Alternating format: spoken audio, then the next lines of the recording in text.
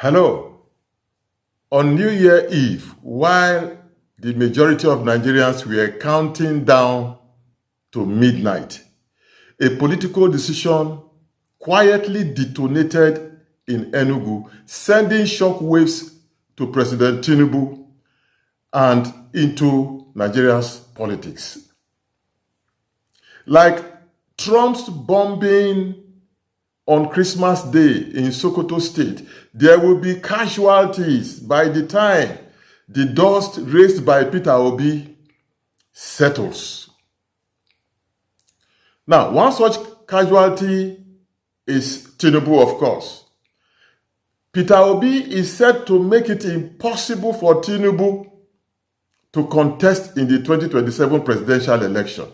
Listen, I will explain down the video. Just follow me. You see, Peter Obi formally joined the African Democratic Congress, ADC, after weeks of speculation in newspapers and the social media. You see, this wasn't one of the routine defections that we have been reading about in the newspapers recently. This was the migration of an entire political movement, an exodus, if you like. The entire Obidient Movement, the bulk of public office holders who were elected on the platform of the Labour Party, PO's campaign structures, and his youth machinery across the country all moved with him at once.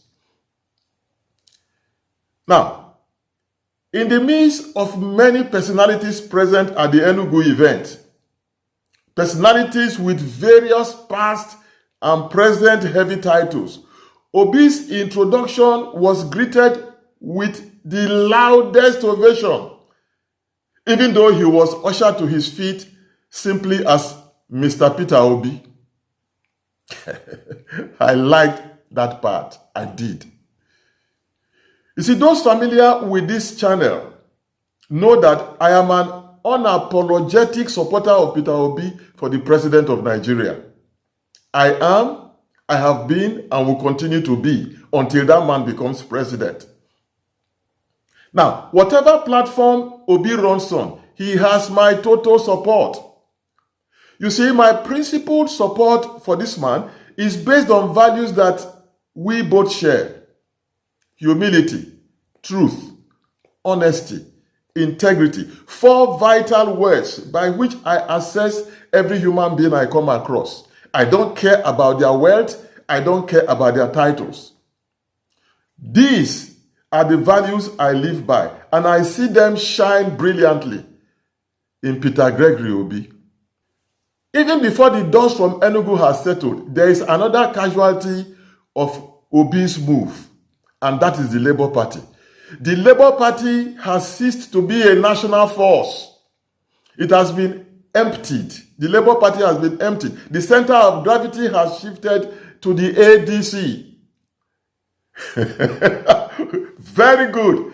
Now, Julius Abure and his factional followers in the Labour Party must prove to us that they are more than noise makers. They must prove they possess the skills and the competence to resurrect a dead party. On the other hand, in practical terms, the ADC has acquired the following, and I will list them. Number 1, national relevance. National relevance. At last. You see, Peter Obi is like a sweet perfume. Wherever he shows up, next turn in his direction. Number 2, the ADC has acquired the electoral infrastructures that forced INEC to allocate more than 6 million votes to Obi in the rigged 2023 election. Number 3, the ADC has acquired sudden media dominance. News hounds follow Obi wherever he appears. Listen to me, Obi's shadow, even Obi's shadow makes news. Number 4, the ADC has acquired a ready-made voter base from Peter Obi. Yes. There is no way the ADC could have acquired this sudden transformation organically. Obviously, this has happened after secret negotiations are taking place behind closed doors. You know what? Peter Obi is a shrewd player. For several months, the ADC has stalled as it awaited this epochal declaration by Peter Obi. As it were, the ADC has been unable to move forward without PO on board. Finally, the ADC is now the main opposition platform in this country. It has suddenly become a magnet for other defectors. This will be evident in the coming weeks. It will. There are going to be many defectors to the ADC going forward.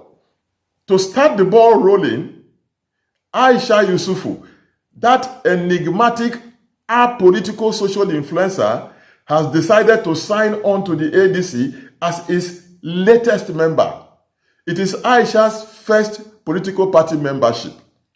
That speaks volumes of the change in fortunes that has come to the ADC. Look, make no mistake about it. This is not Obi and his train just joining the ADC. No. It is the ADC now reorganizing itself around Peter Obi. Already, ADC party leaderships are being reorganized. Rules for party primaries are currently under review as we speak. Delegate registers are expanding rapidly. This is a tsunami. This political tsunami that happened on New Year's Eve throws up an urgent question. Will Peter Obi win the ADC presidential ticket? I should have an answer for you in subsequent episodes. Just stick with me and subscribe so you don't miss out. But we must be clear and honest about one thing. Please read my lips. Peter Obi is now the overwhelming frontrunner for the presidential ticket of the ADC. Obi is too shrewd to risk his precious and entire political capital for nothing, as he was quoted as saying recently, quote and unquote, I have not embarked on a political tour of the world to return as a running mate to somebody. I love that. I love that. You see, Peter Obi brings to the ADC more voters than any other aspirant. He currently commands between 6 to 8 million active digital supporters online and between 10 to 15 committed voters nationwide. That's Peter Obi. The Obidient Movement is simply too big to ignore. It is Nigeria's largest political force today. PO also brings more fundraising capacity to the ADC than any other aspirant. And here we are talking about clean money, not money stolen from government. Obi brings more international goodwill than any other aspirant. I mean, this is a man whose preparation and political pilgrimage has brought him into meetings with heads of state and notable international political figures. More than any other aspirant, Obi brings to the ADC mobilizable youth support. Mobilizable youth support. So how will the ADC, in the light of all this, navigate its way through its presidential primaries? Listen, this is the litmus test for the party. If it wants to survive, this is the litmus test. How it navigates its way through its presidential primaries. If it wants to avoid internal fracture, this is its litmus test. If it wants to avoid obedient disengagement from the party, this is the litmus test. If it wants to avoid the collapse of its newly acquired momentum, this is the litmus test. How the ADC navigates itself through its presidential primaries. Look, if the ADC needs my advice to spare itself unnecessary wahala, it should simply declare Peter Obi its consensus candidate for the presidency. Well, our fingers are crossed and our eyes are open. But I can tell you that from Peter Obi's body language, he already has a firm foot at the door. Now, hear this. Peter Obi is set to make 2027 one contest Tinubu will not participate in by bringing up a pre-election matter concerning Tinubu's educational qualifications. This ghost of the past is coming a haunting Tinubu again. Listen to Peter Obi. In the coming election, we must do whatever it is to follow the rules and the regulation, starting by educational qualification for eligibility to sit for any election. We can no longer be where they are asking whether this person went to school or not. We have 1 year now to determine who went to school and who didn't go to school. We have 1 year now for people to tell us the school they attended. And when they left those schools, we don't want it to be something we go to court after election. They say it's pre-election matter. We have pre-election situation now to verify everybody who wants to contest the election for Nigeria. Talk about a booby trap. Will Tinubu survive this one? What do you think? Please share your opinion in the comment section. And see you in the next episode when we'll be discussing how Peter Obi is going to clinch the ADC presidential ticket. Please subscribe so you don't miss out. See you soon.